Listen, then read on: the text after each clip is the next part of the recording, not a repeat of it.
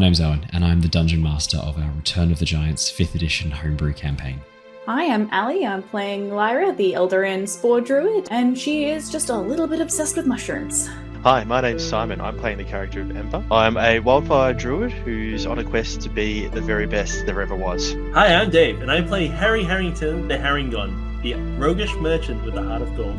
My name is Christian. I'm playing Bartholomew, the romantic dancing Owlin, Paladin of devotion. Hi, my name is Matt, and I'll be playing Niles Silverwind, the Owlin, Way of the Sympathy Monk. Hey guys, I'm Jared. I play the character of Threign, the boisterous frost giant, the Goliath, path of the giant Barbarian. Hello there, lovely listener. This is just a warning to let you know that this episode of Return of the Giants may contain adult language or adult themes. Hello! That was a fun noise. Podcast listeners and those with headphones, apologies for that. Welcome, everybody. It is wonderful to finally be back playing Return of the Giants again. We're all excited. We're all ready and raring to go. It has been far too long since we played Return of the Giants, so we are very excited to be back. We hope everyone's been okay in the time off. I hope you've all been doing really well. We've got one apology tonight from Jared. He is unable to join us tonight. Same as Curse of Strahd. He's got some stuff going on in his personal life at the moment that means he can't quite make it to D&D. We hope everything's going well for him, and we hope we can see him again soon. But for the time being, he'll be taking a bit of a backseat this week. Hopefully, we'll see him next week. But I think we want to make sure that he's got some time to get stuff up and running and get back to the right headspace for D&D, because escapism's good to like get through some problems, but sometimes you just have problems that fucking need to be dealt with. So hopefully we'll see Jared again soon. That's true. We may have a potential apology from Ali partway through. Ali has contracted not spicy flu, just regular flu, correct? Yeah, vanilla flu. Vanilla flu. It's a weird world in which we describe regular flu or the influenza, which has killed more humans than most other diseases, as vanilla flu. It's a weird space we've reached as a society. That's what we're calling it now. How you feeling? Like shit. Cool. Thank fuck for cold and flu tablets. Sick. I mean, I don't want to say keep taking that pseudoephedrine, but do keep taking that pseudoephedrine. I hope you feel better soon. If at any point you need to bail, you bail. But absolute massive props to you for dosing up and coming on anyway. Oh, I'm determined. We've missed too many weeks. I'm not losing another one. No, that is a can-do attitude that I support absolutely. The rest of us are all here. We are all very excited to be jumping in. The fun announcements I have to share, I've only got 2 real fun announcements. The funnest and the first is that this Sunday, so that's only 4 days away? 3 days away? You can come and watch some live D&D if you are in Southeast Queensland, around the Brisbane, Gold Coast or Ipswich, Logan area, at the Collectors Market, the Beanley Distillery. It's going to be so much fun. I am going to be dressing up as a Yuan-Ti Paladin. I've got my costume all ready to go in the corner there. Wow. It's going to be, I've got face paint and everything ready. I've got a stencil to like face paint on proper scale so that it's going to look proper Yuan-Ti. Alice is going to give it a red hot go. More exciting. I thought you were going like Firbolg, so that's actually interesting because I think G of D, the Good Game Spawn Point girl, she's doing a lizard folk. So you guys will actually look fairly similar, I think. Is she doing lizard folk? I thought she was doing a tabaxi. I'll check the Google Doc. It's changed a couple of times. That's Shani. Shani's the cosplayer. Oh, okay. There was a discussion whether or not we were all going to be swapping around our there was like a panic change around of some races 2 nights ago on the Google Doc. So I'm not quite sure where we're up to right now, but because I know Shani originally was going to commit to a tabaxi, which I was so excited to see. Yeah, as far as I'm aware, she's still going tabaxi. This okay, cool. Yeah. Cool. It's gonna be super fun. Yes, I'll be playing a Yuan-Ti Paladin, which is gonna be super fun to play. I was tossing around some names. I've had 2 that I think sound really good. Sir Seth Pentious, I thought should be pretty good. Give it a second, and it'll come to you why that's quite funny. Otherwise, Sir Seth Nake, I thought was also pretty on the nose as well. Hey, he's got it. I love a good dad joke, and everyone referring to me as Sir Pentious is quite hilarious. which I thought would be... I would love, but I'm actually making the post right now for it, so people will be able to see a little bit of a snippet of the one shot on Hermes. Oh, it was We're also fantastic going to need last year. photos as well. Oh yeah, absolutely. And if we can record it, I know last year it wasn't possible to record the live session, but we will try and record it this year as well. Obviously, our lovely player to my left here, Christian, will be a DM. We'll be swapping roles, and you'll be in the DM chair representing Hermes D&D services, which will be super super cool. And you've told us that it's a bit of a death run style setup. So I am Doom Shot. Doom Shot, yeah. So I'm playing no. Oath of Redemption Paladin, which is all Very about. cool. What level? I think we're level 13 from memory, or level 11. So pretty decently leveled. And so I'm going to be playing an Oath of Redemption Paladin whose main focus is not fighting. My entire function is just to keep as many people alive as I can. I've decided that's all I'm going to focus on. Is just I am life. Please have Great some healer. more. Exactly. Yeah. Which is going to be super super fun. I haven't played a paladin in a very very long time, and I haven't been a player since last year. So super stoked to be sitting back in the player seat again. There will be photos. If we can record it, we absolutely will chuck it up because that'll be really really cool. But otherwise, yeah, if you happen to be in Brisbane, Logan, Gold Coast, Ipswich, come along. It's going to be really really fun. We will be on stage on Sunday the 19th? No, Sunday the 18th. No, Sunday the 19th. I was right the first time. Sunday the 19th from 9 a.m. It's going to be super, super fun. It won't be live streamed as far as I'm aware at this stage. I think we don't have the capabilities for that. Yeah. But if we can get a recording, I'll definitely chuck it up on the YouTubes because it'll be super, super fun. Oh, and please, if you do come along, come and say hi. I am about as awkward in real life as I am on the stream. So like, I'm not scary, I promise. Just come and say hi. Come and like, give me a wave. Come and say hi. I love meeting and chatting to people. I'll hang around for a bit afterwards because I want to check out all the really cool stores at the Collector's Market. Friends of the stream, Dorky Desires, are going to be there with their incredible D&D merch, which I'm really excited to check out as well. So it's going to be super, super fun. But yeah, hope to see some cool people there if you happen to be around. The other fun announcement I have to make: Avatar Legends is also back tomorrow night. We'll be doing our Legends, our Legacy of Kyoshi Avatar Legends campaign. So we're very, very excited to come back. Really, really excited. That's going to be really cool. If you have not checked out our Avatar Legends campaign yet, great news. We're only up to episode like 3 or 4. So you do not have much work to catch up on. It's going to be awesome. And yeah, really excited for that as well. Perfect. That's the only fun announcements I had to share. Does anyone else have any fun announcements before we jump into D&D? Oh, good. No. The post. Oh, actually, no. It's going to need to go through Facebook verification at the moment, just because it's a business post. Never mind. I was going to say I do. The post is up, but it's not. You have to wait. Sorry. Never mind. Stay tuned. There will be the link to the Collector's Market page in the comments. It'll be the pinned comment in the video, and I'll have it in the video description as well. So it'll be really easy to hunt down and find. Otherwise, if you Google Collector's Market, and if you're anywhere in Australia, it is the first result. So it should be pretty easy to locate as well. Awesome. On that note, I think we should start our session. Let me quickly pull open our recap, because it has been a little bit since we last played. We want to be all fresh and reminded. And let's jump into the session. The Tempest Adventuring Guild, a name now legendary across the lands of Nostea, has formed a brand new team. Lyra, Niles, Harry, Ember, Threign, and newcomer Bartholomew are exploring the vast caverns of the Underdark. Drawn below by rumours of stone giants taking over territory, it has come to light that the Duergar are providing the stone giants with slaves as part of a massive mining operation.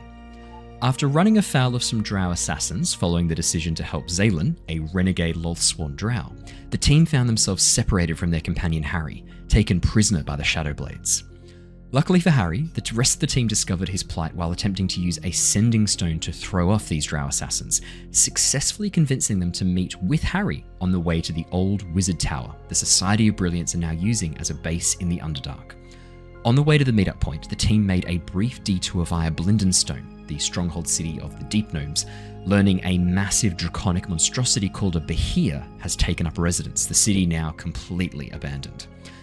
Meanwhile, Harry found himself bound and gagged, tied to a post and left out in the open as bait for the rest of the party. With the sounds of slithering coming from either side of the canyon walls, Harry decided to try and appeal to his patron for help. A call which was answered when a sudden, powerful eldritch blast emerged from his hands, destroying the ropes binding him. Just in time too, as the rest of the team had also arrived, Threign and Bart rushing down into the canyon to try and get to Harry, while Ember, Lyra and Niles took to higher ground. Emerging from the walls of the canyon, large worm-like insects rushed toward the party with a horrifying chittering noise, but at the last second suddenly halted, a high-pitched whistle sounding from above. Stepping out from the darkness, the drow Shadowblade in chitin armor appeared on the upper level of the canyon, calling out to the team, offering a single chance to save their lives. Reveal the location of Zaylin. Knowing they didn't really want to share this, the team tried to delay and negotiate. However, when they accidentally let slip Zaylin wasn't with them and had instead escaped to the surface, the Shadowblade elite whistled the Grix to attack. Niles leapt into action, launching a sudden strike on the Shadowblade elite. However, she quickly turned the tables against him, causing Threign and Bartholomew to have to rush in and save him. Meanwhile, Harry, Ember and Lyra launched a series of strikes against the Grix and the other Shadowblade assassins. With the situation looking dire, Niles unleashed the Earth Elemental bound within a dark green emerald, turning the tide of the battle and allowing the team to take out the Shadowblades, keeping one alive as prisoner to interrogate. After taking some downtime, the group decided to make a stop at the Brilliant Tower, the base of operations for the Society of Brilliance in the Underdark. Playing it safe, initially only Niles and Bart approached, passing through the front gates and entering a large garden full of Underdark flora. Suddenly, a figure floated down from the inverted tower. Purple skin, bald head, and tentacles where a mouth should be. The stranger introduced itself as Albis. Despite their reservations, Niles and Bart kept things civil and were soon introduced to other members of the tower, a bugbear Tetarch and changeling Sylvie. As the rest of the team rejoined the party, Harry accompanied Sylvie to the upper floor for some healing, while Ember stayed outside with the drow prisoner Zeron to investigate the garden. We left off last session though, as Niles and Lyra pulled out the fragments of the mural the team had found in the Kuatoa village to show Tetarch. And that is where we left off last time. We jumped straight back in. I know a lot happened in the last couple of sessions. Yeah. As Lyra and Niles both reach into their packs and pull out the fragments of the mural that they had discovered in the Kuatoa village, Lyra, I believe you had a section that resembled Hadar, whereas Niles, you had taken the section that looked a bit like Loki and Sinmare. Sinmare. I think she had the stone, like the Dawn Star or something. It was like the big red ball. Or is that Hadar himself? No. That's right. You'd taken the symbology of Hadar. You think? I mean, I think you guys rolled a religion check at the time, and it came across as like the symbology of Hadar that was present in this mural. But yeah, you're right. It's a giant hunk of stone mural that has this red sun appearing in it, tendrils emerging from behind it. I have two of the mosaic pieces. I have one that had Simara and Loki on it, and then another that is just a constellation of some description. Sort of star. That's right. Or galaxy, Did your constellation also include one of the pillars that was around the planet? I think it did from memory when we first discussed it. Yeah. There was a section of constellation that had like a bit of the pillar. Yeah. Cool. Yeah. Awesome. That's right. As you pull these out and put them down on the table, you watch as Tetarch freezes for a moment, looks down and goes, "Where did you get these? I have not seen something so perfectly preserved. Are there more fragments like this? Where did you come across this?" Well, it was actually down in the Kuatoan village. Not easily come by, as you can maybe imagine. Kuatoa. So this is why Davian was down there investigating. Perhaps, yes. No, the promise and allure of such knowledge would indeed be a powerful, enticing factor for a mind as keen as his and a curiosity as powerful, but I do wish he had come to us sooner. We could have provided some backup, as the Kuatoa are not to be trifled with. Oh, certainly not, but they shouldn't be causing anyone any issues anymore. Yes, you said you had wiped them out. Yes. Probably for the best if they've discovered Hadar symbology. Hesitate to think what horrors they could summon in if they knew, or even could comprehend a fragment of his dark power. Do you mind if I have a closer look at these? by all means, take a look. That's not a problem, is it, Lyra? No, not at all. In fact, actually, if you know anything more about it, did anyone do a quick sketch of the mural before we, sort of? I think someone took some rubbings. I think. But I don't know. I can't remember who it was that took the rubbing. One of you did take some rubbings of the mural. It definitely wasn't Threign, so we don't have to worry about Jared. No. I think I got one of the entire mural. I was going to say, I think it was Bartholomew. Like, you rolled out paper and you took like like many sheets that are just in my backpack because I wanted to have a copy of the entire thing to show people like this so they could look at it without being there. Yeah. Hey, Bart, do you still have those rubbings in your bag? He's upstairs with Albus. Niles will just tentacle boy. Niles will just chime in and go, "Oh, I do believe the companion I came in with, Bartholomew, should have some rubbings of the full mural if that is to your interest." Ah, yes, I would like to examine those as well, if you're happy to share them. For the moment, I'm content to look at the stones. I'll be honest, symbology is not an area of much specialty for me, but if you wanted to know the dating of things, know how old this is and who likely constructed it, that's where my specialty comes in. Well, I was going to ask you, actually. It's safe to assume the crew at Toth probably didn't make this. Oh, no, this is not their type of... They rarely work with stone. They mostly seem to work with perishable materials like wood and bone, leather and flesh. So who could possibly have put this together? Is this something that's old? Is it... Like, what can you tell us about this? Well, judging by the stones... As he begins examining it. I would hazard a guess that this is pre-ruin at the very least. I would say dating back to the age of giants, or not long after. This seems elvish in make, if I had to make a guess, as the origin. The flowing lines resembles the more original carvings of the group that became the Dark Elves. Oh, like a precursor to the Drow, perhaps? Yes. How much do you know of your elvish history? I'm a bit spotty on the old Elvish history. Only so much that they potentially came through the portals at some point. Yes, our best teachings indicate that they sought asylum in this realm from the Feywilds. The elves that came were all of one people, much more similar to the Eladrin that you would see today, like yourself, as he looks over at Lyra. Still, the Eladrin have changed somewhat since their time away from the Feywilds, but no, the elves that came to Nostea, the theory goes, or the histories say, that they, when they met with the primordial beings who are still around, belief in them made those primordial beings gods, and in return, those gods, through that belief, shaped the elves, transformed them into the various types and sub-races we see today. Oh. But if you think these are elvish in origin, the elves pre-ruin from the Feywilds, they wouldn't have had any contact with Hadar, would they?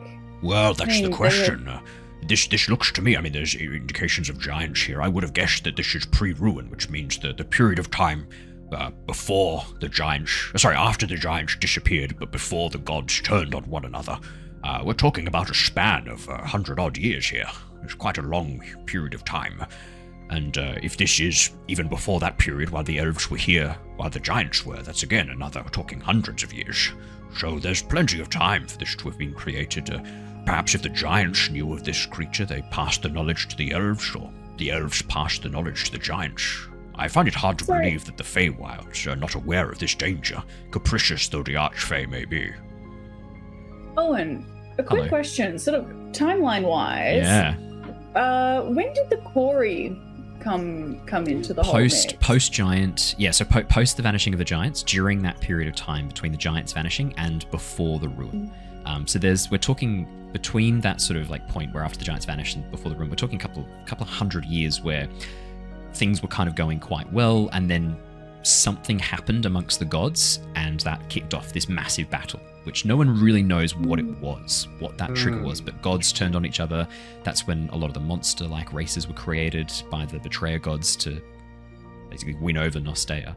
But no one really knows what that triggering factor was. So the Kori would have arrived during that time, probably I'd say like 100, 200 years before the ruin. So there's a big chunk of time here where Lyra, and this is a point where the elves are starting to become more and more differentiated by their connection to the various gods. So that's the period in which Lyra was born, grew up, and then frozen.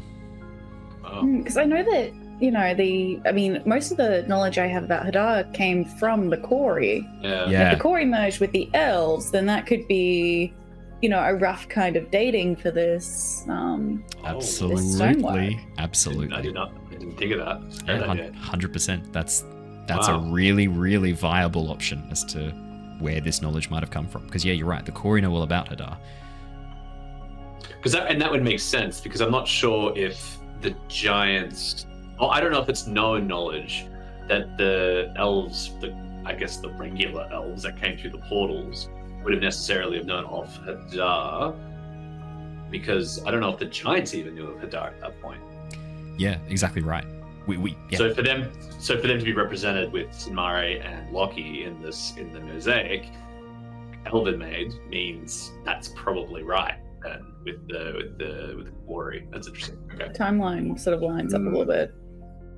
And I'm assuming Lyra sort of said all this out loud so that the others are because the Kori weren't limited by the giants disappearing, right? Because they didn't come through physically. Because obviously once all the giant tech failed and planar transport became very difficult to and from Nostea, but the Kori didn't planar transport. It was just their spirits that came through. So, yeah.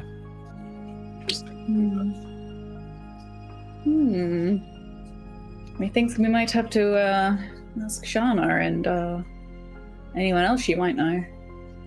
You have a lot of questions to ask Shana when we get back, in the sounds of it. Yeah, I really should have been writing them down because I think I've forgotten a lot of them. Yes. It seems like there's been a large passage of time that's occurred between 1 minute ago and now. The lack of sunlight tends to muck around with surface dwellers' minds. Can sometimes feel like weeks have passed when only in reality seconds have. That's true. I'm still acclimatizing to this. It's a bit it's the first time you've connected with the mind of a mind flayer too, as well. Yes. That can have an opening effect on the mind. My mind has been connecting with a lot of things lately, with the mic in its first, and then with the... some sort of feedback loop, then. Explains a lot, then. There we go, we've explained lore-wise. Perfect. There we go. Tetarch, as he begins examining the stones, looks over and goes, yes, I think this might be Elven, pre-division elves, before they were much more differentiated in the beliefs of their gods. This thing here, though... As he points to the section with Sinmare and Loki, as he points to Loki. That's an interesting one. Some sort of strange warforged. I did not know that warforged had been around that long. I think so. Because Loki got locked away around the same time as me, and so he's definitely been around since before the ruin. What, you know who this is? Yeah, I know both. I know both of those people. That's Sinmare, that's the Chancellor of the Giants, and that's Loki. That seems relevant information to provide to one trying to analyze this. I'm sorry, so you know both these figures? They're both still around today?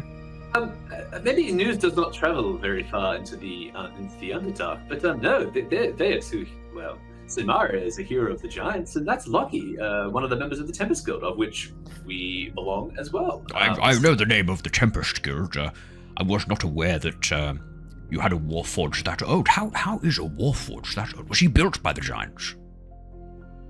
I believe so, as far as we're aware. I'd say, Lyra, you know that Loki is a giant forge. Yeah. You would know that. You travel with him for long enough. Yeah, and you know that he was constructed by Sinmare. Just casually telling this guy that, we've met these people old as Jesus. Yeah. It'd be like seeing a picture of, a really famous person. From, Ptolemy. It's like a bust of Ptolemy, and you're like, oh yeah, we were mates. That's Euclid. Oh my god, we used to head down Homer, Euclid, Ptolemy, and I. Pythagoras was there. It was fantastic. Aristotle, what a legend. Oh, man, he did not bathe enough, though. Yeah, pretty much. Yeah, it's like, we're cool, we know them. They're our friends. Pretty much. They're still around today. I mean, if you... To speak to one so old and so wise would be very interesting. I mean, I'm sure when things settle down, we could arrange a meeting. I'm sure Lucky would love to chat with you and share stories. Not that I know what he's doing. He's a busy fellow these days. I mean, not wanting to be rude as well, but you know that all of the giants have come back, right? Yes, I know. I was just saying that the return of the stone giants has caused massive problems for my work and has ruined me, from a perspective of my entire career. In order for them to return, surely they'd all have to be pre-ruined because, the giants... But it's been so long, why would I assume they were all still the same? I didn't know it was the same giants who were, brandished. Why have they aged? That is a good point. It's been hundreds, it's been 1,000 years. Why would I assume they're all still the same? Well, from what we can understand, it seems like wherever the giants went, time passed a bit differently where they were. Much like the Feywilds. Sometimes time passes slowly, quickly. Some sort of pocket dimension, perhaps. I didn't quite understand. That would explain it, why the giants are more or less the same. But tell me more about the stone giants. Yes. Do you have any sort of reports or any information you might be able to give us about them? Well, yes, they've moved into large sections of the cavern that were important pre-ruins, I guess. I need to work on the phrasing of that. Important sites for archaeological investigation, and I did specialize in ruin and pre-ruin architecture and understanding these certain sections, and I now can't access any of my sites. They have locked off the area. They have some sort of agreement with the Duergar, who have been capturing the Sverniblin, and various other people in the Underdark. It's not become a safe place anymore. I mean, I wouldn't ever have described the Underdark as a safe place, but it has become less safe. That is something, considering the threat of death is constant in this place. Oh, so much worse than death down here. Oh, delightful. Yes. That was before the giants. Other than the historical, significance of these ruins down here, is there anything left behind that the stone giants would be after? That was possibly missed behind a secret wall or... Of course, the giant architecture, particularly stone giant architecture, is infamous for having these many layers of security and secrecy. You must understand, stone giants can shift and change physical matter of stone and rock as if it were malleable. So their architecture often has these much more organic, sort of flowing lines to it, and they can have things hidden within pillars that they can easily just sort of move out, like you would run your hand through water. Stone giants can shape the physical nature of stone itself. You wouldn't have an idea of what they're looking for, would you? Oh, no, I've not been getting any closer. Not since the first time we attempted to go down there. No, some Duergar chased us off, and Albius had to use his mind control to get them to back off, which he hates doing. We had a run-in with the hill giants on the surface, and... Oh, hill giants can be nasty. Oh, no, they were quite amicable, and we got along quite well with them, actually. Much to our surprise, they were quite willing to assist us, given that we had to assist them with a few things. History describes the hill giants as gluttonous brutes. Maybe the giants were a bit biased in their accounts of each other. I believe so. I would not go in with that mindset if you ever do have the pleasure of investigating them yourself. But my point stands that perhaps the stone giants in this case are maybe a bit confused. I'm sure I would be confused if I went back to my home and realized that there'd been such a long passage of time that things were different. Perhaps, but the way they act is it's unlike anything I've seen. They have armies of people who have been taken and are digging for them, mining, and they've had this enormous forge running.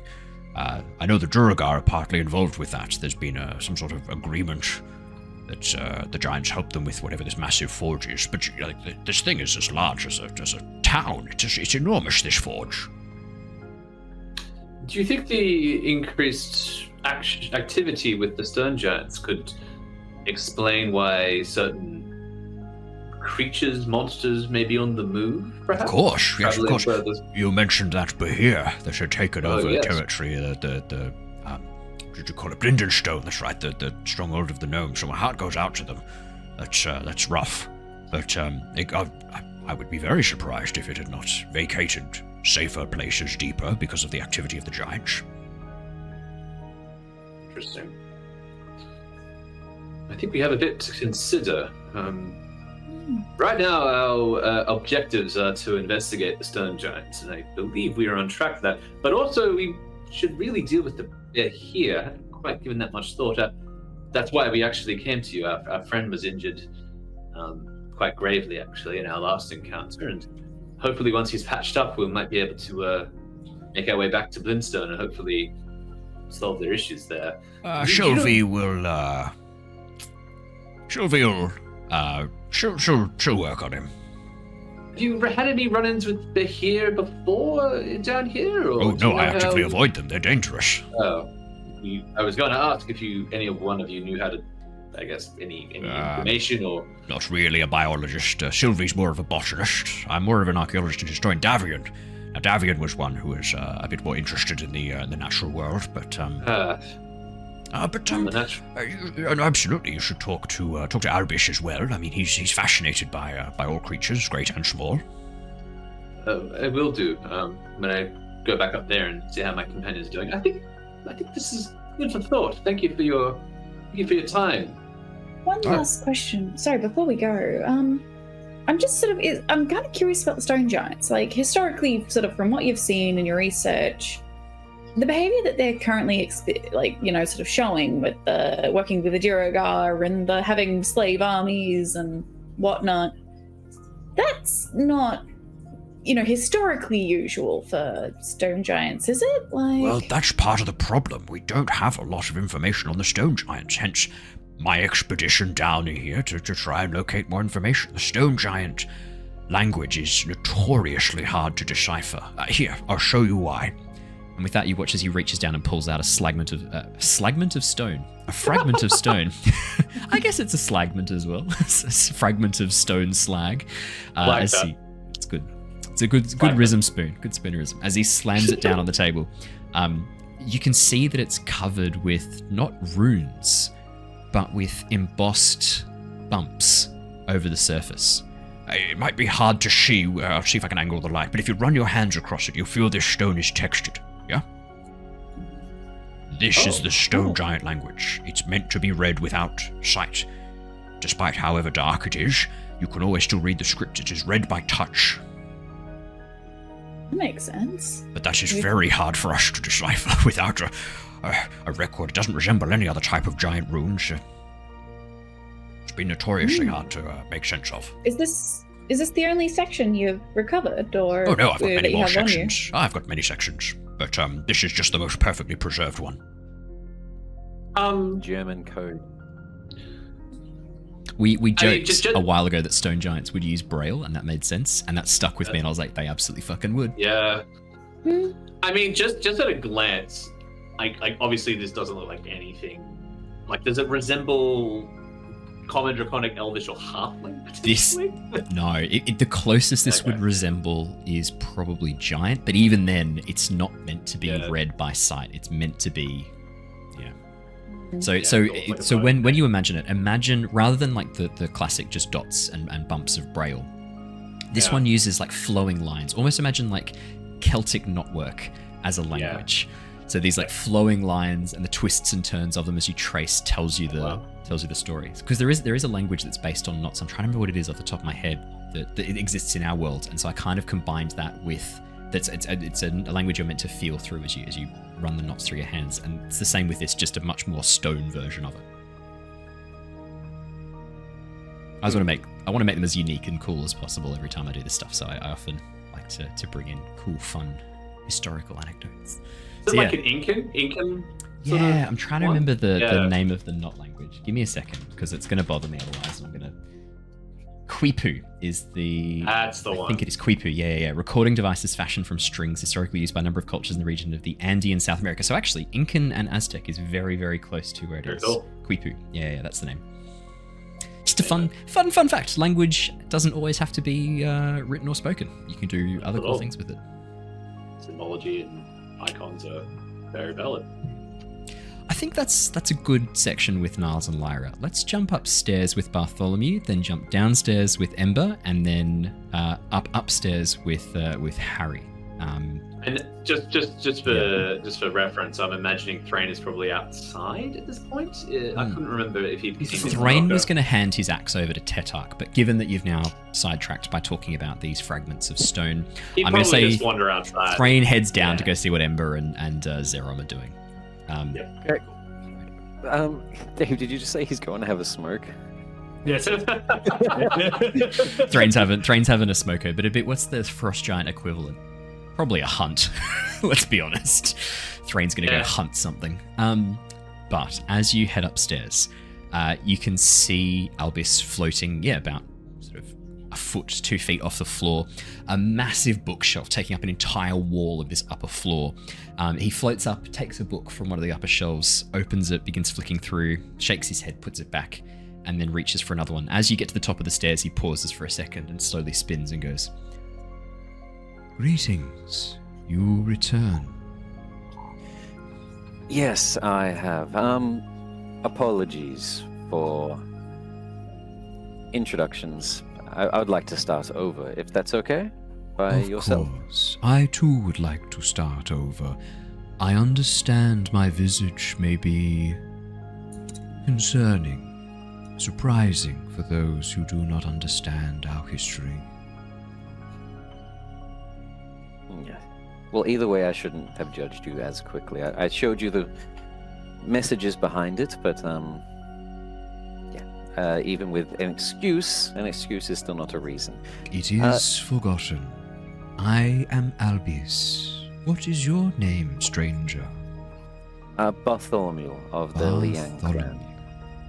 Greetings, Bartholomew. Welcome to this Tower of Learning. Have you been here long?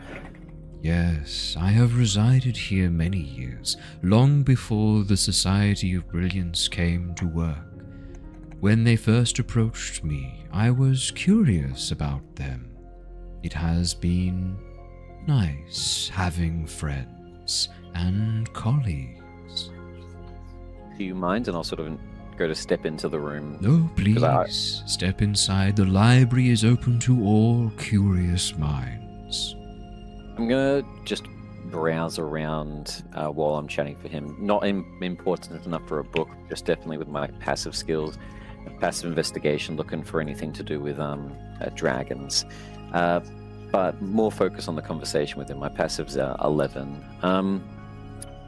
So, I do have a question for you from at least some of the stuff that I read. I know I misjudged you and mistitled you originally due to your Illithid culture. I thought that your lot were very closely connected to one another. Enslaved is the word I would use, but yes, connected. I don't know much about it. If it is enslavement, books are minimal on your kind. A lot of it is more so just hearsay and scary stories, to be honest. Of course. How could you not be afraid of a creature that must subsist on grey and white matter? Well, I do understand you in enslavement in that matter. I've been a slave myself.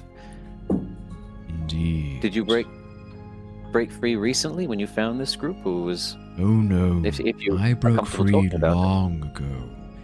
I wandered the Underdark for many generations of your kind. The elder brain that had enslaved me was distracted. The gods themselves battled, and forces came to the Underdark. I was not controlled for a moment, and I took advantage of that brief freedom to hide my mind. I have been separated from the hive ever since. I see. Just out of my own protection for my friends, obviously, if that were the case, you would have made some more preparations with your own, as you called them, friends of this tower. Is the hive close, or you said it was a long time ago? The hive is long dead. I went back, not 100 years ago, to see what was left. The loneliness had got to me, and they were gone. No souls remained but ash. I see. Do you know what destroyed them? Did you find out? Never found out. The battle of the gods, as it raged above, it raged below too. I think they were caught in the crossfire. I sensed demonic flames potentially involved. But it is probably for the best. If I had gone back and they still there, I would have been enslaved once more. Or destroyed alongside them. Indeed. At least you're still alive today. Indeed. I don't want to hog the conversation. I feel like all I've been doing lately is asking questions of other people. Would you like to ask something of myself? And I'll just keep flicking through the books. The surface world. I would love to visit, but my companions tell me my appearance would frighten. Is that still the case? Or have people forgotten of the Mind Flayers? I was hoping your reaction was an isolated one. Look, I would like to say that it is an isolated one. It's been a while since I've been to the surface, but not nearly as long as what you would consider a while. Months. Close to a year, possibly. It's hard for myself to tell time down here. But for yourself, with the time that has gone by, I feel like you would enjoy it. My apprehension and knowledge of you was due to a unique education. I would say a large majority of the surface world probably would not recognize you. There would still be the fear of the unknown. That would be the main concern. Perhaps I will wait a bit longer. It is not like I am running out of time. Is your race immortal, similar to the elves? We can be, depending on our access to, nutrients. Where do you gain yours from? You said you've been alive for these hundreds of years, and there are not many people in this tower. For a long time, I fed off the brains of any unfortunate enough to come across my path. I realize now what that does to someone, what it made me. A monster. Since then, I have sated myself with the brains of animals, creatures that are not sentient. The flavor is not as sweet, but it keeps one going. Is Elvis's last name Cullen? Side note. I'll just bar that for now. Okay. Interesting. I guess we're going to go back and forth here. There's a game that I played with Satine, 20 questions. Look, there is a curiosity of mine which is more closely with, I guess, something you mentioned just in the story now. I had other questions, but curiosity didn't kill the bird, it killed the cat, so luckily I should be safe. With the gods, the battle that you mentioned, obviously the surface world would be beyond your knowledge. I'm guessing things that were miles away. What I'm more so interested in is you did mention that the gods also battled underneath. I've heard reference more recently of gods underneath. A certain Duragar attempting to possibly release Laudagar. Have you heard of any Do you have knowledge of Laudagar, of the gods of the deep? Yes, Laudagar is a dangerous god, one who desires power through any means. If there is a Duragar who is trying to free him, we should all be very concerned. Yes, conquest without concern was one of their main phrases, or at least that of those that I worked alongside. Back when the gods did battle and your hive, you broke away. Yes, we had already come from far away. Mind flayers are not native to this plane. We came through when the giants opened the ways. I see. Were you there when Oh no. your kind first entered? No, I was once an elf, born on Nostea. Do you have memories of that life? Faded memories. I remember feeling of sun upon my skin, touch of grass. Well, when you go to see the surface world, the grass is still there and the sun is beautiful. I miss it as well. Yes, there was a name once. I forget it. Albis will do. Oh, your own name. I thought you were talking about maybe a person close to the elf. Oh, maybe it was. Maybe it was. And you watch as he kind of like looks off out the window of the tower, seemingly lost in his own mind. I love this guy. I had a lot of fun making Albus. Love him. I was like, what does everyone expect about a mind flare? And turn it completely upside down. Yeah. It reminds me of the sloths from Zootopia. Ah, not intentional, but I'll take it. That's exactly the kind of vibe I'm going for here, a little bit. That's cool. I would like to try something a little funny. It's going to cost a spell slot, but I'm thinking it might help him. I've never thought of this spell in this regard. Okay. Albus, it's your turn, but I do have a brief idea. I've been learning about new powers I've come into collection of as of recent, during my own escape from enslavement. They may be able to help you, not get to the surface, but give you a bit of warmth in the Underdark. Please, Would you mind? Of course not. I am interested in all forms of magic. If this does not work, at least I will have observed your weave. As I inflict wounds, no. Oh! I'm going He then to, grabs you by the head, turns you around, and drinks you. I will fetch my sippy straw. No, I'm going to. This one doesn't require anything other than verbal. So Ooh. I'm going to. I've tried it once or twice before. So focus a collection of belief, and as far as I'm aware, it's sort of just when the light begins to gather. So the light will trace from fingers up forearm, along the feathers, towards the chest, and then the neck, sort of going underneath the breastplate. And then as it reaches sort of the vocal cords and beak, I'm just going to burst. Remember with command. I feel very like Simba, like Mufasa. Remember who you are, Simba. A single word command, Yeah. and it tries to do the command to the best of its ability. Yeah.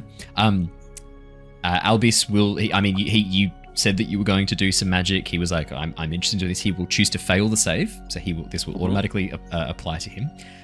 You watch as he kind of like pauses, looks down a little bit, closes his eyes, begins hovering up and down a little bit as he moves.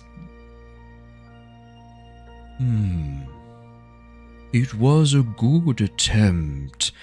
Unfortunately, the lack of specificity means I have just remembered that I did not finish that book that I was supposed to have written. Davian was doing research for me.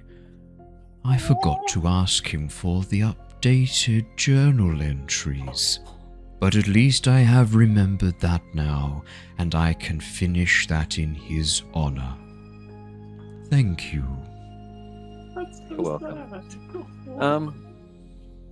Well, it was your turn. As he's asking this one, I would like to actually do an investigation check. Obviously, I can ask him at any time. Yeah. I'm just trying to keep myself busy.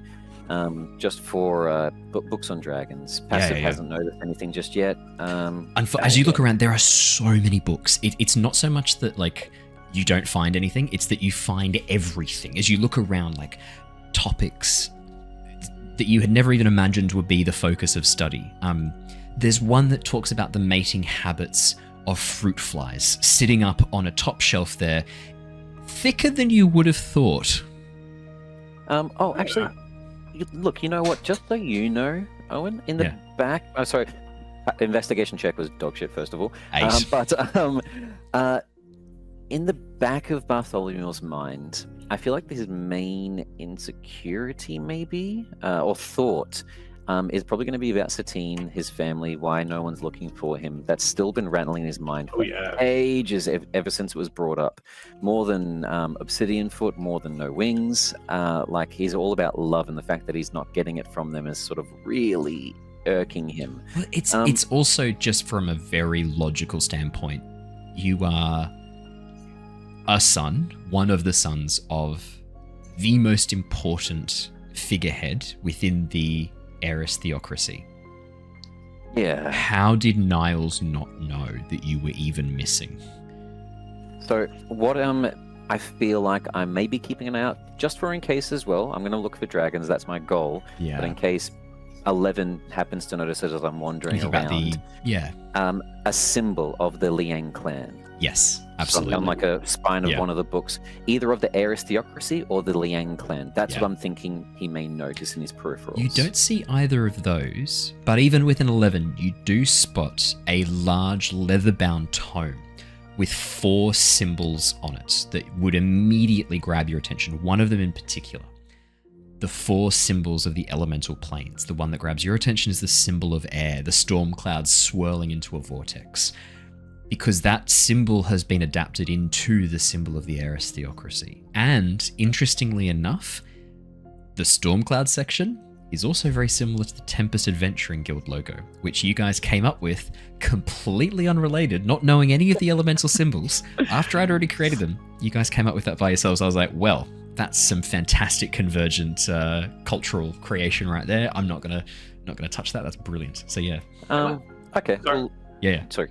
Yeah. I was going to say, am I able to interject real quick? Yeah. I just wanted to confirm, or maybe not confirm. Do we still have a sending stone with the outside? I believe Lyra has one with Shana. It's just that you've used it within the last 24 hours. Oh, because the one with mural is in the cart thing, right? Yeah. You've got the two drow sending stones, which can be used more often. Yeah. Did anyone do identify on this? I don't think Harry had done identify on them yet. So you've just figured out that you can use them a bit more. That's it. You haven't figured out. We were told that they could be used more often, and they were unique towards the gang. Yeah. I'm gonna grab the book out and just start flicking through it again, not looking for anything in particular, just while I keep chatting with him. His question to you as you're flicking through the book. His question to you: You are seeking the giants, yet I can see they have marked you. Why? As he looks down at your hand. Well, I'm not sure if this has been explained on stream because this is backstory stuff. That's why he's asking. Funny enough, that was part of my escape from enslavement. It's a long story for arriving there, and there's missing details that even I know not for how I arrived into enslavement. But thematically, turning the tools of the captor on the captive, or the captive is held. Fuck that. Let me try that again. Turning the tools. I just got lost in that. Turning the tools the captor uses to keep one captive is a tale as old as captivity itself. Well, that's funny enough. To be honest, you finally got it. Funny enough, it wasn't a weapon of theirs, or even something in high regard. They tossed it to the side. They cared not for it. Indeed. Perhaps they did not understand its value, or did not identify it. Possibly, because it was so interesting when I saw how, I guess, the interactions I've had with it, with the Tempest Guild and my connection that I made with the one called Lyra, with Moss, Tetarch's interaction with it as well. It seems to be important, and they tossed it away like a toy. Tetarch is the better one to ask about these things. My interests lie not so much in the jewels or items that people create, or the stories. Well, there is a story with that. I was in enslavement mining, a large furnace area. You were down in the forge levels. I am sorry. I understand some of the hardship those taken prisoner experience. It was like nothing I'd ever experienced before. The mining was done by larger creatures that were also in enslavement. Less intelligent entities, ettins, ogres, trolls. Those would smash the rocks apart, leaving huge chunks. And then it was up to a lot of the smaller humanoid-like creatures like myself. We'd carry the gigantic pieces of coal on our back. Nothing of rare material, just coal. I never understood that. At least that was my section in the mines. Oh, there are many sections, not just coal. There are those searching for rarer items. I have heard the passing whispers of mines that have been down there. Mines that have been tasked with finding adamantium, finding platinum, gold and silver, forging a metal called electrum, something I am not so familiar with.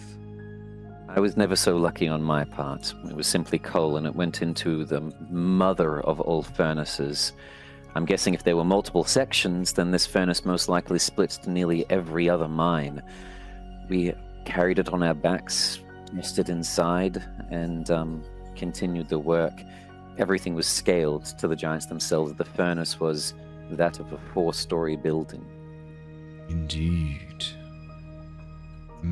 Very curious.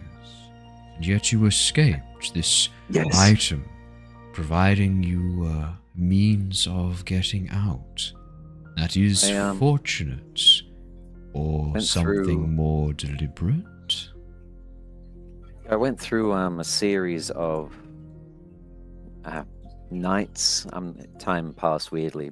Before bed, just self-reflection and a dogma, an oath that I made to myself that I would make it back to someone.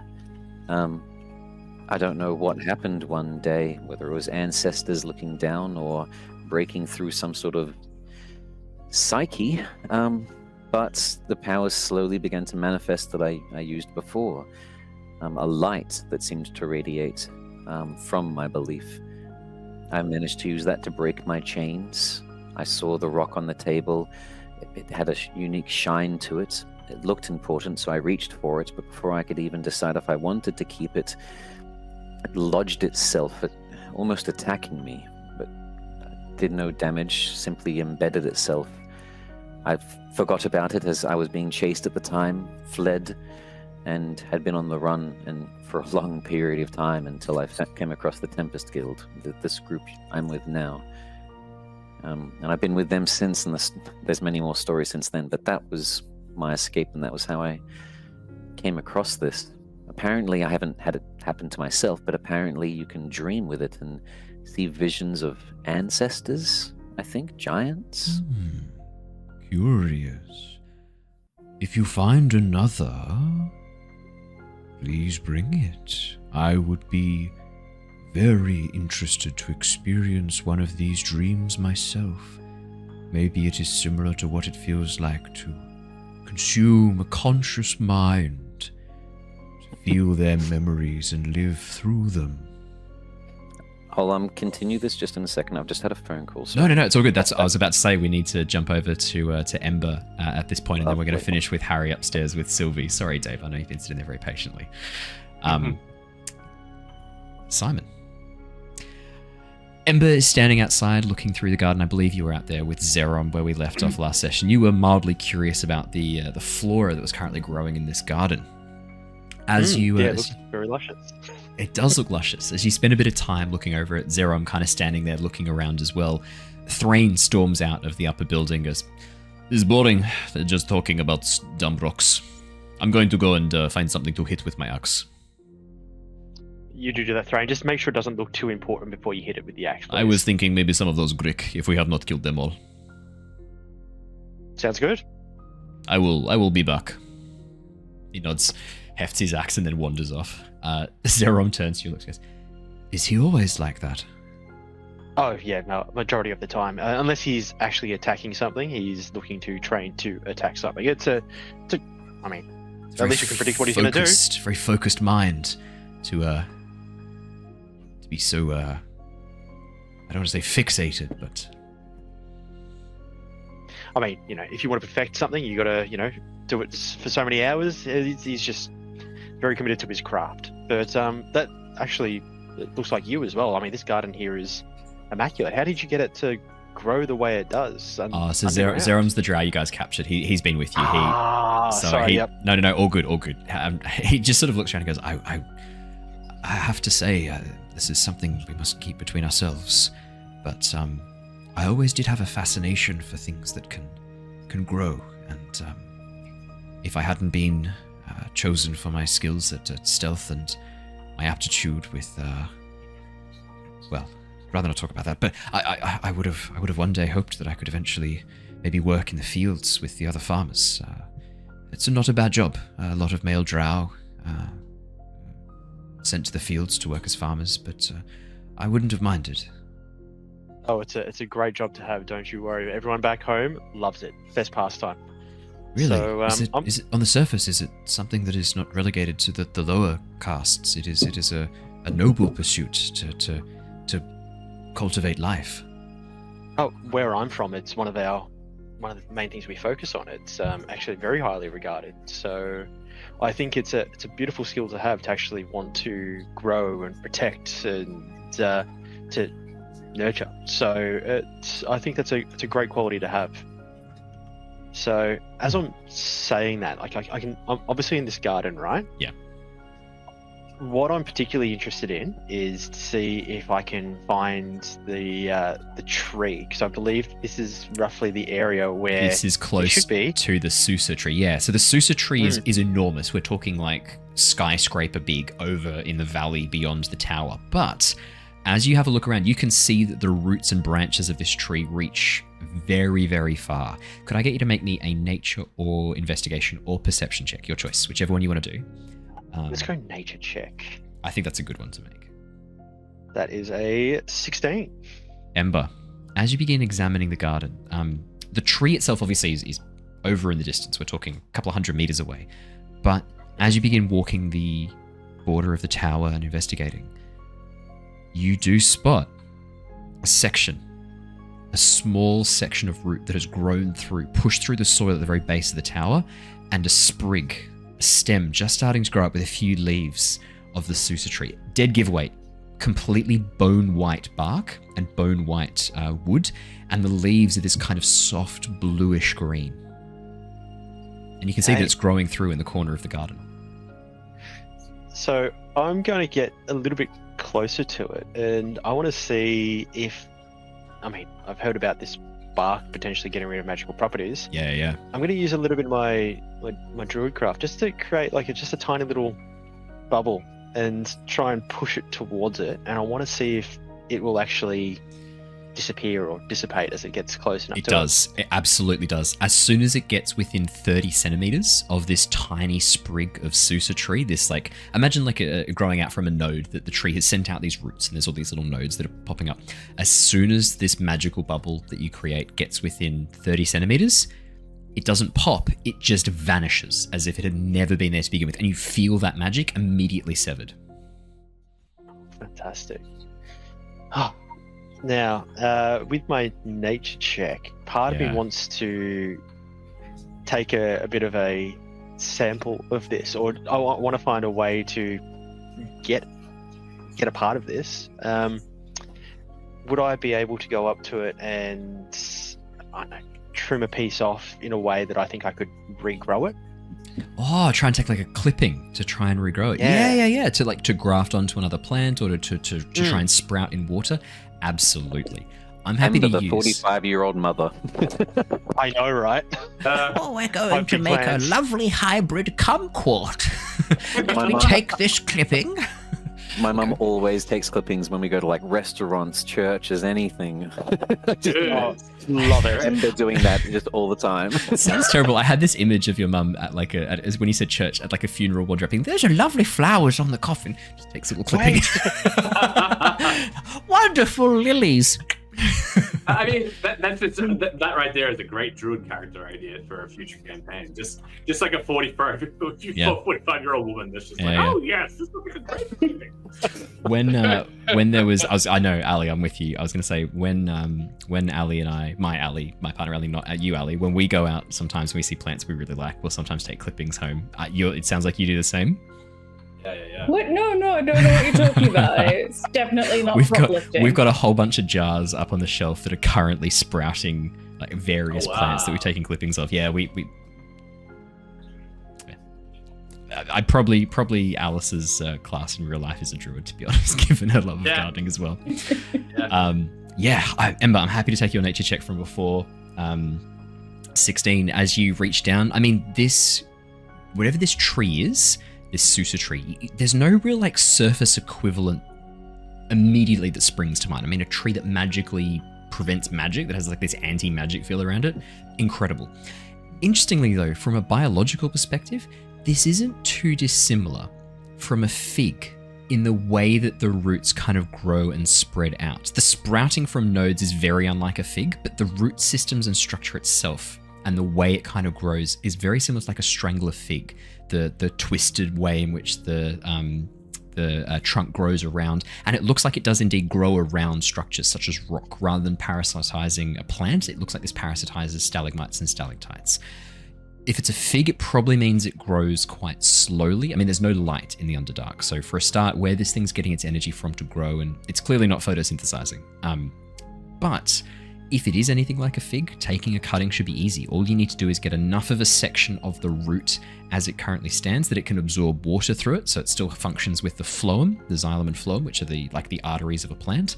And as long as it can still get water up the roots, and you can provide it with whatever other nutrients this tree requires, you will have no problems, as far as you can tell, keeping this thing growing and maybe even sprouting it.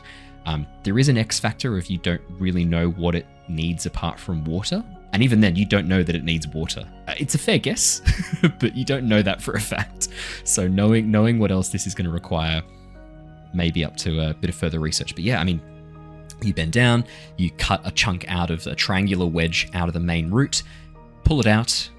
You have the currently growing twig with a few leaves around it, as well as a chunk of that root that it sprouted from, including the original node that it had sprouted from inside the root.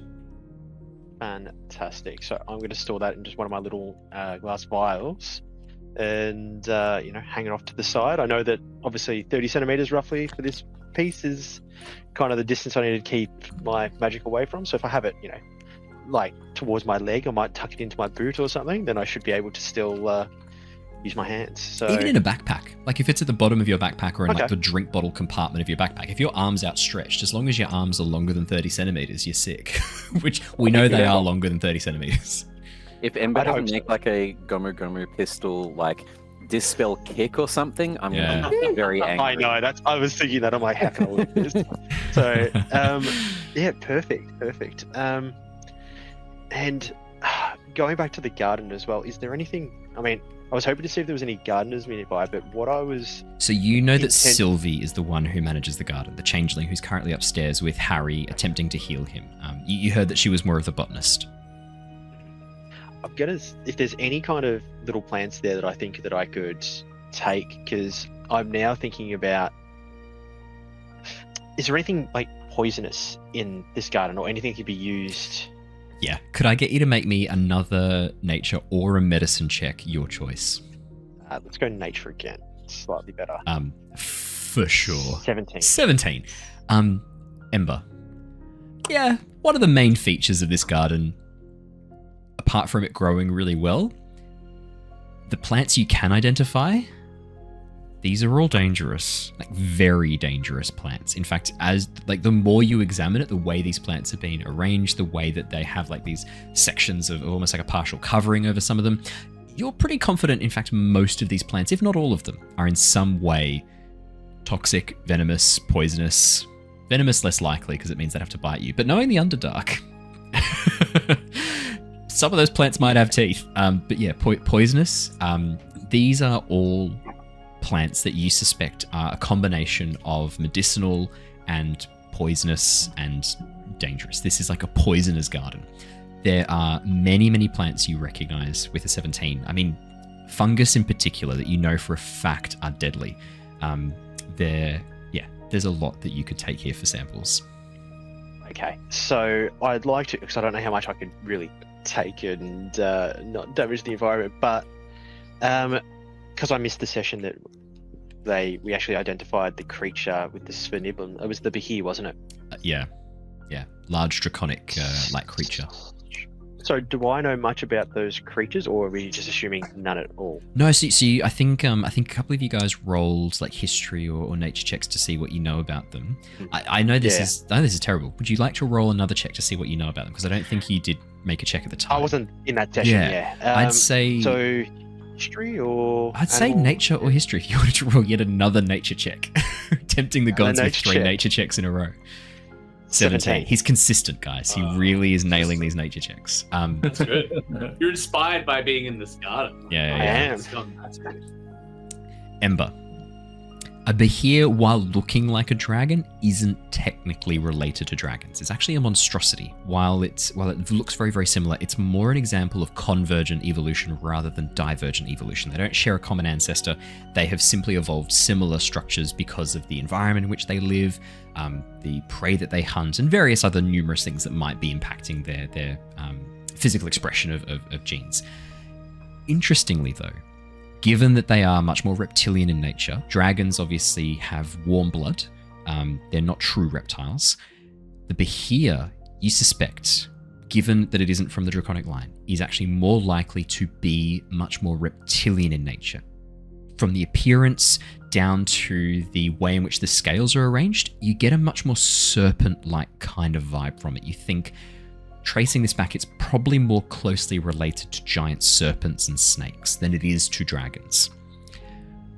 Which means that a number of these poisons are unlikely to be as effective against it. A lot of snakes have a natural resilience to poisons and toxins. But if you were to introduce some compound, some toxin, that slowed down the heart rate, slowed down the body's metabolism, or had changes to the way in which the blood vessels open and close, dilate and constrict, because it's cold-blooded, because it needs to move to generate heat, you could cause it some pretty serious problems, which means that you don't want to be looking at the poisons. You want to be looking more at the medicinal herbs, specifically those ones that cause vasoconstriction. You know of plants that if someone's bleeding, you can apply this to the wound and it slows the bleeding. It stops the bleeding essentially because it constricts the blood vessels around it. If you were to give that to the Behir generally, and you could slow down the blood moving to the outer limbs, you could cause it some problems, some severe problems, because it doesn't have the body heat to keep those tissues functioning. And in fact, as you look at a patch of wood fungus growing off a large section of rotting wood, you know that this elf's ear wood fungus is used as a vasoconstrictor to help slow down and staunch bleeding. Okay. So I would obviously look to take a section of that. It doesn't have to be an incredibly large section. Just it's pretty slow growing, so like you know that if you take a chunk, it's not gonna like be invisible. but no, yeah, it's all G. But I'll take a bit, and I mean, there's no gardeners here. I'll be asking for permission, so I'm just gonna take and ask for forgiveness. Yeah, she's like 3 stories up. She's way too far away to ask permission. Exactly right. So again, I'm gonna take a section of that, put it in another file. You can add. I'm gonna call it like so that we remember exactly what this is. Can you call it poisonous? Oh no, we don't call it poisonous because you guys might need this to actually staunch bleeding. Call it vasoconstrictor fungus, and that will remind me enough when it comes up again. Yep. I'm just imagining you've got some druid shit up your sleeve for this. Oh, Yeah. Druid shit. I Druid get shit. it. Yeah. Druid Yeah. shit. I'm a big believer in, even though we're in a fantasy world, if I can introduce as much real world science to it as possible and the rules all make sense, then it's going to be a fun time. I like that. I like that grounded in some sort of like hard science. It makes it a little bit funner. Well, it's better than being like, oh, this is so toxic. Why is it toxic? Nah, it's just toxic, man. It's just... It is. Magic toxic. Yeah. It's like every high school friend you had. It's just so toxic. Too real, man. Sorry. Ali's gone. Gosh. My dog decided to bring me an Amazon box. Oh, Cora. All the way from the other side of the house. Sorry. Cora. What a good girl. Oh gosh. So look, that's pretty much what I was hoping to achieve in this garden. Fantastic. Are we looking? We're not going to be spending a lot of time here, are we? We're essentially No, the plan was to Harry basically treated and- get Harry fixed, get back to the Sverniblin. Yeah. beautiful. No, that is fine. Because I just again like it'd be great to stay here long term, but we did kind of promise this in Neverland that we would. And you know this is only like half an hour trip from Yeah. Blindenstone. It's not like it's a lot longer if you weren't to take the secret rail tracks, the secret tunnels. But Secret tunnels. thank you, arbitrary. Yeah, I mean there are you can come back. This place isn't just gone forever, or is it? Perfect. The tower Great, no, moves. That's me done. I might, now that I've gathered Sick. the things that I think I need, I'd head inside just to join back up with everyone else. Perfect. In that case, then it's time to jump back with Harry. I've been waiting to unleash this upon you, Harry. Harry, you had agreed Sylvie the Changeling would help to fix you. I mean, you suffered a pretty brutal injury as a result of necrotic damage. You currently have your soul partially detached from your body. Every time you move and walk, there's like a ghostly after image because your soul has been, the connection between your soul and your physical body has been severed. And you feel this, it's not just visible, you feel this. You can feel this sense of disconnect. Taste, smell, hearing, it's all dulled. Even the world, as you look through your eyes, seems grayer and less focused. Your sense of touch, your fingers constantly feel numb. You can feel this kind of tingling numbness moving through your body. It's almost like permanent pins and needles, very low-level pins and needles throughout your entire body. It feels wrong. As Sylvie lays you down on the table, which you can see, there are some darker patches of like a reddy brown staining on certain parts of this this stone table that she set up that you really hope aren't blood. But you Fecal matter. Or fecal matter. But you kind of know it's one of those, most likely. As she lies you down, you watch as she transforms into a much more, almost like a very maternal looking figure. You can see she takes on these very like, what's the word I want to use? Like very like gentle, like soft dimpled cheeks, slight crow's feet around the eyes as she takes on this kind of like 40s to 50 appearance, your woman, but again very elvish. Most of the forms she takes resemble very elvish in origin. She has these very pointed ears. So it's not a Harrengon that looks like not a Harrengon anymore. No, she's more transformed now into a very a matronly looking elf. I'm back. Are we in sync now? We had a moment of is everyone okay? Yep. Perfect. I think it was my end, sorry. Or all of Australia, one of those two. It's a much more matronly looking figure. As she smiles down and so I think the last thing she said to you was, "This won't hurt a bit," and you'd done an insight check with a natural 1. Yep. That sounds like I believe that's where we left off last session. It's the strangest thing. Like usually we go to bed and then the next morning we feel 100% better and like all the wounds are healed and everything. But this one like lasted overnight, so Yeah, okay. Well, Well, they I do will say if just- symptoms persist for more than 24 hours. Yep. Yeah. I think this is a serious one. So, yeah. My friends brought me here to help get this looked at ASAP, and I'm in your capable hands. As I said, this won't hurt a bit.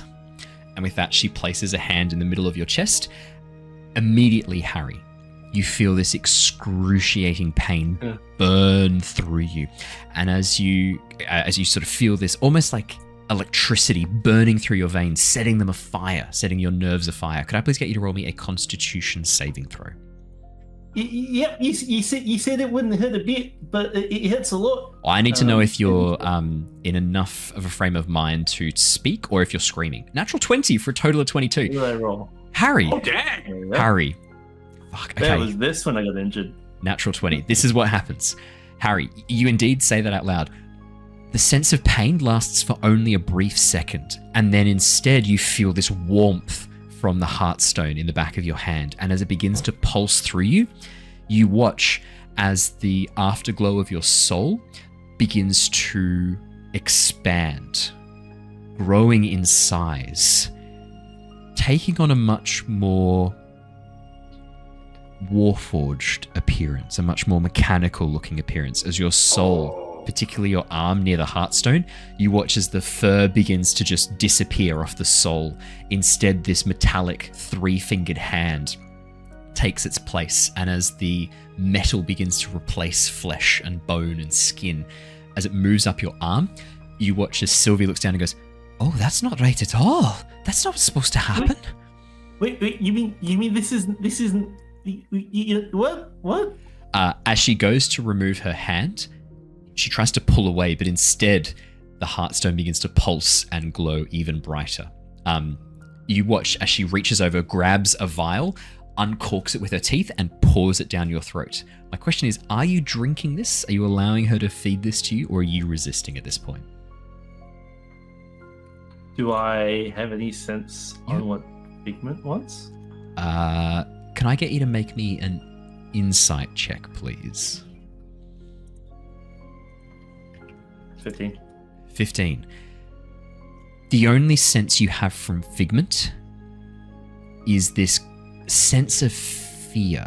You know that it was your fear. You can sense with a 15, you know that this is your fear reflected back. You think what's been triggered is some kind of defense mechanism. Your sudden pain and fear seems to have activated something. Harry skulls it. He's like, yeah. That's a GIF. Yeah, they just have the bipedal lips, so you can see the tongue just like looking at both sides of the lips. Yeah, that's it. Yeah. It's cuter. It's cuter when a rabbit does. What do you mean? I was just watching myself do that. I'm like, this is a low point for me as a person. I do it again. As you begin drinking down this concoction, you immediately begin to feel this drowsiness wash over you, this sense of very intense tiredness. You may choose to fail this, otherwise could I please get one more Constitution saving throw, please? And do you have any resistances to poisons at all? I don't think you do as a Harrengon. I don't believe I do. That's cool. That is a resistance to poison. I wouldn't have got down by that poison dart. That's a good point. That's a good point. That's a charisma save, though. That's a charisma save, unfortunately. But what's your Constitution? Because we'll just take the roll and I'll just add numbers to it. Plus 2, so it's 16. Okay. Harry, as drowsiness begins to fill you, you just meet the DC. You are not knocked out by this, but you are very chilled out. And as your emotional state begins to come down, imagine like you've had just enough diazepam to really mellow you out, but not enough to knock you out. As you sort of sit there hovering in the twilight between awake and asleep, your soul begins to retract, the robotic hand kind of like disappearing back into your body once again as the heartstone begins, the pulsing begins to slow down, and you hear Sylvie breathe this sigh of relief. Oh, what the fuck was that? Thanks for the nightcap, Mum. She sort of looks down confused and then sighs and then transforms into a Harrengon version of the same figure and then gently strokes your head, running her hands over your ears and goes, "Sleep tight, little bunny. Nothing to worry your wee little head about. Mommy will get you all fixed up in no time. Thanks, Mommy, and Harry sleeps. Harry just then gives him to sleep. I think that's kind of perfect. Harry, as you drift off to sleep, you don't feel any of the other things that are done to you during this time. That sounds a bit creepy, but I do mean the pain of her trying to reverse this necrotic damage. Yep. What we're gonna do? Could I get you to please roll me a D100? I want to see how effective her treatments are. I'm going to add a modifier to that, and we're going to see how effective she is at reversing this. You may have... That is a 39. 39, okay. So she doesn't completely reverse the injury, but she does significantly improve it. Unfortunately, she doesn't have access to the healing power required to completely reverse this, but she is able to undo part of the damage. So, could I get you to please roll... Actually, no, that's fine. That's all I needed. Sorry, 39. Let's have a quick look. Okay. You are no longer afflicted with severed soul. Resolved. However, you are afflicted with deathly appearance. The necrotic energy still persists inside you, causing your skin to appear slightly withered and your eyes to appear cloudy and somewhat corpse-like. You have disadvantage on persuasion checks, but advantage on intimidation checks. This injury will self-resolve after 2 weeks, or healing magic can be used to quickly heal the damaged areas. For example, cure wounds. Like any healing magic. Oh, yeah. Oh, okay. That's pretty good. Yes. But intimidation checks are cool. Yeah. Advantage on intimidation. Yeah. Does Harry still have any of the other negative side effects? No, the negative side effects of Severed Soul are resolved. He's improved up a few tiers, yeah. She is unable to do greater restoration, but the application of these non-magical healing effects, these poisonous mushrooms and various other homemade remedies that she has worked on, are able to at least partially reattach his soul and remove the... I'm no longer exhausted, and my soul is now firmly attached. It is now firmly attached.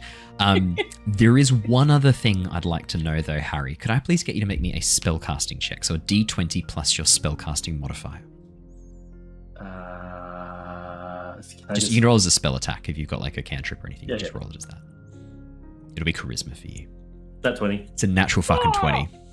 Whoa! And max damage. 27. And max damage. Where was this when I wasn't? Oh no, not max. Close to max. Close to max damage. Shit, man, that's a real shame. Harry, you're still asleep. We'll talk about this when you awaken. I'm gonna have to keep this one as a bit of a cliffhanger, but that is a damn fine natural 20. Is anyone heading upstairs by any chance to check on Harry? I think like once the natural conclusion to the conversation I was having with the fellow downstairs, Tetarch, sorry. I think once that naturally concludes, I probably would go up just to see how everyone's going. Niles, as you head upstairs, you pass by Bartholomew and Albus, who are having a bit of a discussion. Looks like they're talking about various aspects of the surface world. Bartholomew's flicking through a book on elementals, which we will quickly talk about before the end of the session as well, Bartholomew. Actually, let's talk about that now, and let's finish on Harry's little situation as a cliffhanger. I think that'd be really appropriate. Well, maybe it makes sense as well as I'm walking past, because I probably would recognize the symbology. Yeah, actually, that's a really good point. Yeah, as you poke your head in, you can see Bartholomew's currently flicking through a book. Along the spine, there's no words, there's no text, there's no title, but you can see 4 symbols, which, again, instantly you recognize the symbol of the plane of air, the realm of the Zephyr, which, again, is that sort of swirling storm cloud into a vortex symbol. Again, very reminiscent of the Eris Theocracy symbol. And as you see Bartholomew with this, you watch as Albus turns and goes, "Welcome, Niles." Oh, Albus. Good to see you again. I hope that our introduction before was not too, well... We've smoothed things over now, it's okay. Oh, good. We are starting again. We were both slaves. Oh, some shared history there. Interesting. Huh? Yeah. This guy's nearly immortal, and I'll go over and even though he's acting really stoic and weird and doesn't seem to maybe understand social interactions, I'm going to give him a jock slap on the back with a hand. Why hast thou struck me? because you're immortal and it's pretty dang cool, and I'll just wander away, still flicking through the book. Oh, it's not a sign of any sort of aggression. That's just what we do on the surface world to show affection sometimes. You use physical violence to show... No, don't do that, Albus, please. When you get to the surface and people see you as a new thing, don't strike them. Mental violence would be better. And with that, Bartholomew, you feel the mental equivalent of a slap on the back. There's almost this like lash against your brain as you feel this kind of like psychic nudge knock you in the head. It's the equivalent of having like a headache for about 2 seconds before it disappears. Ow. Did I do it right?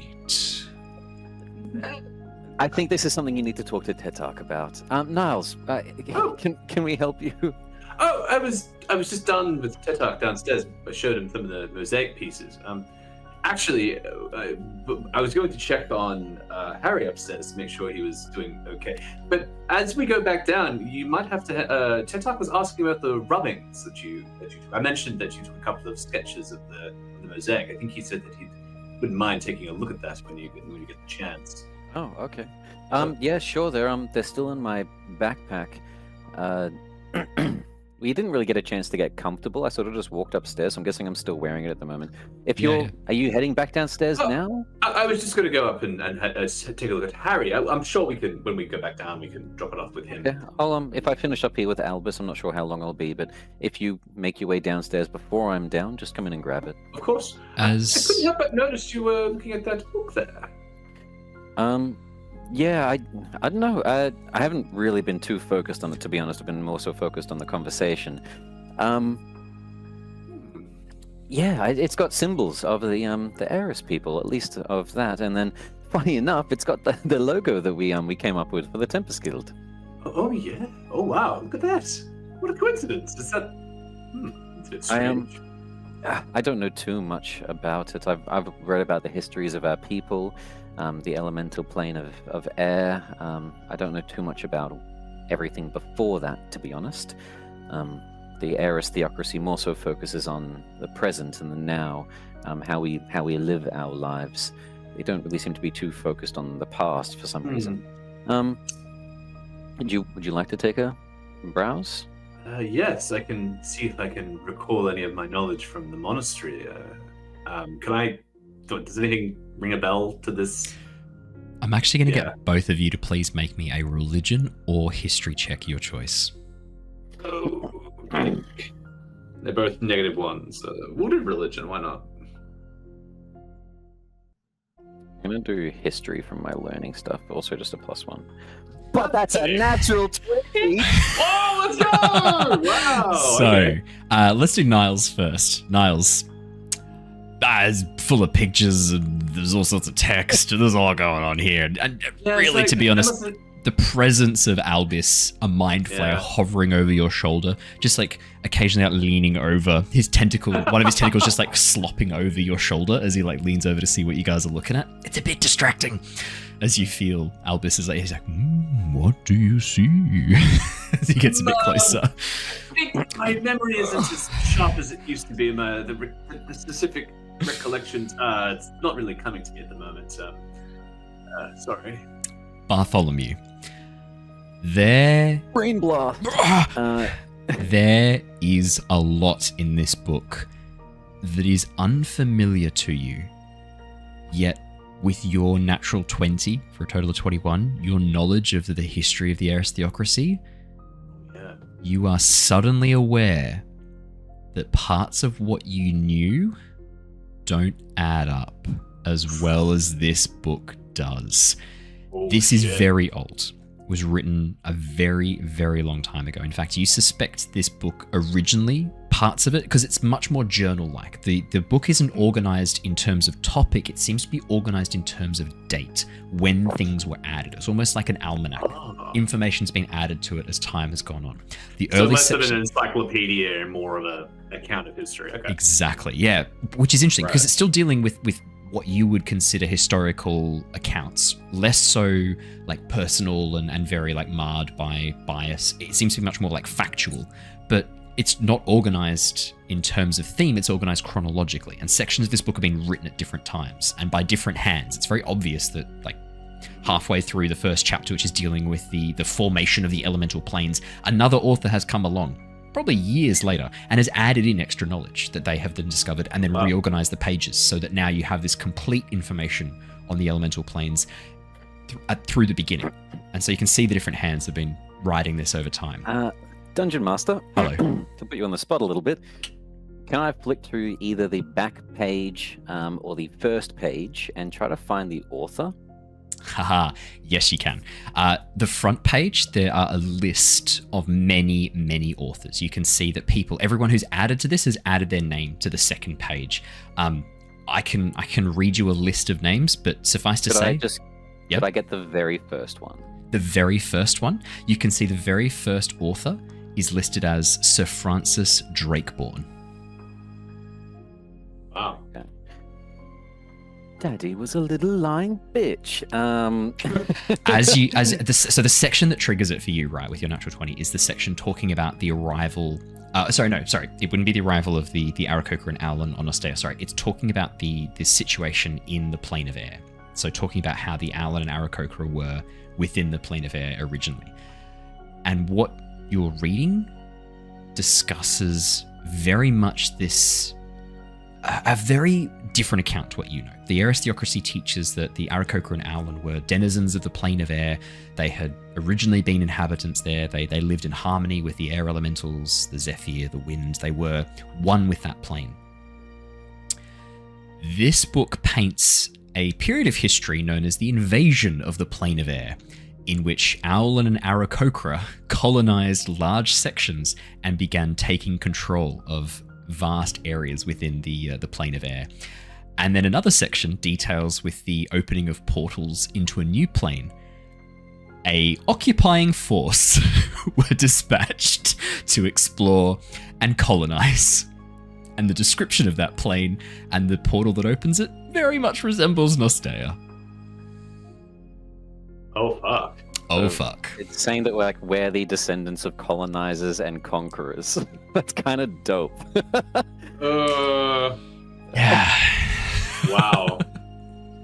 That's another good bombshell to drop on you guys tonight. I've been sitting on that one for a while. I'm not sure how the monk feels about this. Anyway. And that's the thing, right? This is and it's that moment where even the name, the Aeris Theocracy, which is always kind of, you've always accepted it because it's always what you've known it as, but a group of monks who teach the ways of like control and subtlety. That's a theocracy, is a government system dominated by spiritual belief.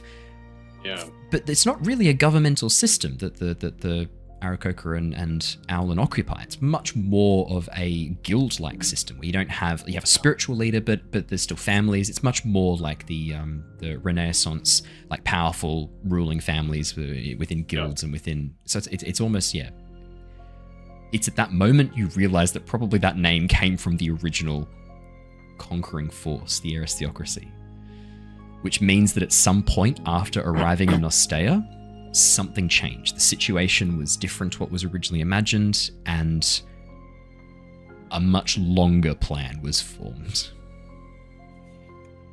Wow. Okay.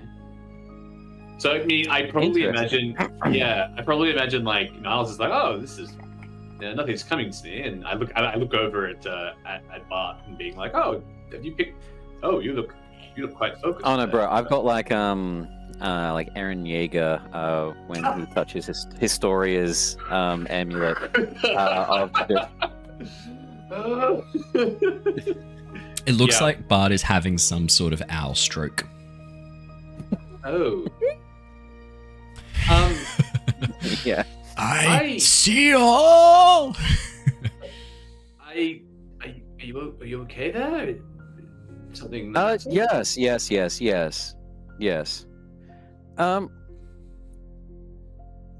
Your monk school taught you to fight, right? Well, yes, but only. Cool. I'm just gonna walk to the wall. Yeah, Bartholomew, it's at that point. It's at that point you realise that all Aarakocra and Owlin are taught martial arts. All of them. Yeah. Yeah. And it's at that moment it's like, you realize. It's like mandatory training for all of the. And it's at that point you realize that again, that's a bit at odds with the teachings of this group. Yeah. The prescribed teachings that they say that they're working on. There's a few moments where you go like, oh shit, oh dang. Almost in like sort of not wanting to. I'm literally like the son, not wanting to be associated with it. I'm just gonna pop the book back on the shelf.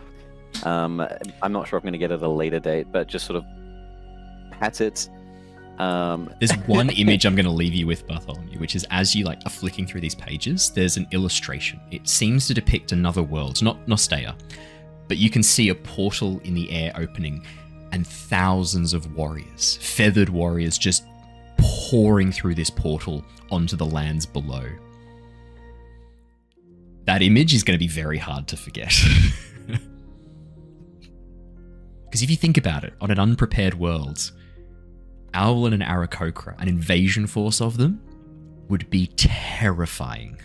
Oh, bro, flying players or PCs in any D&D adventure is a dungeon master's bane. So thousands of them. Yeah.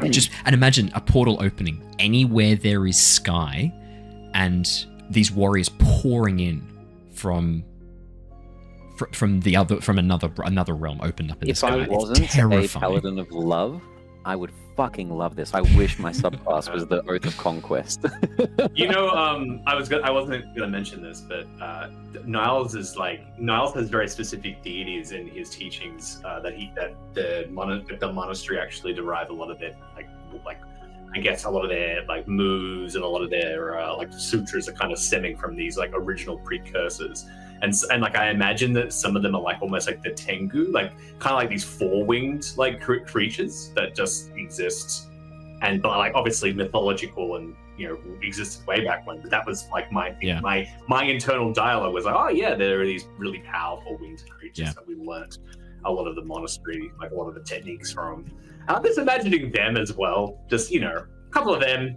In a spliced in with an army of frontline commanders, air elementals dropping through from above as well. You can imagine how accurate owls.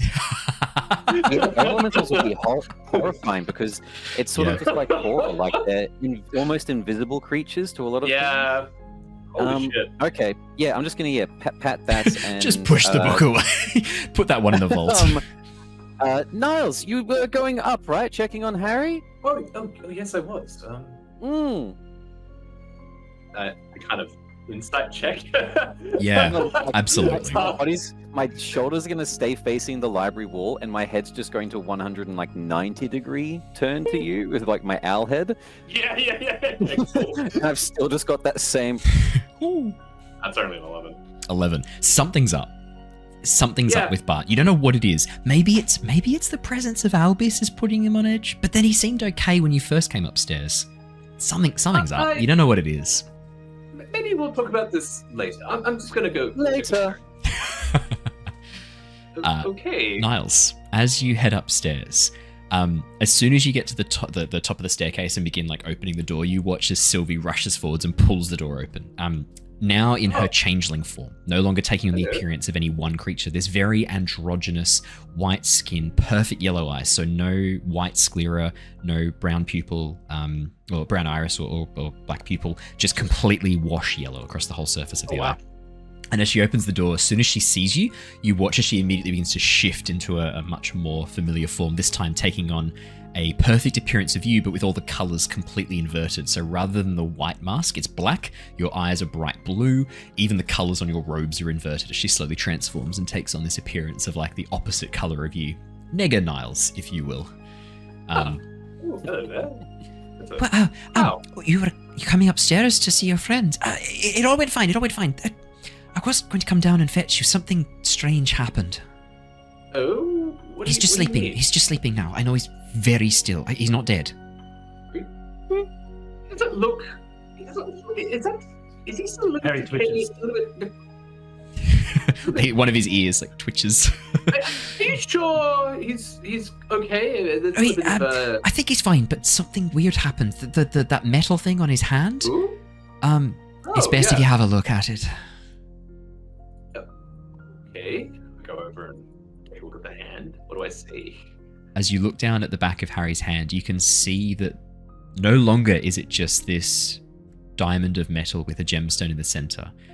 You can see veins of liquid metal have grown through his skin, sections of metal plating joining, giving him almost this like gauntlet appearance on the back of his hand of metal. And as you look at the underside of his palm, there's a matching gemstone, matching the color of his Eldritch Blast that has grown in the very center of his palm. Whoa! As the Heartstone has grown quite a bit through Harry. Okay, that's not... Well, I mean, none of this is normal, but that's...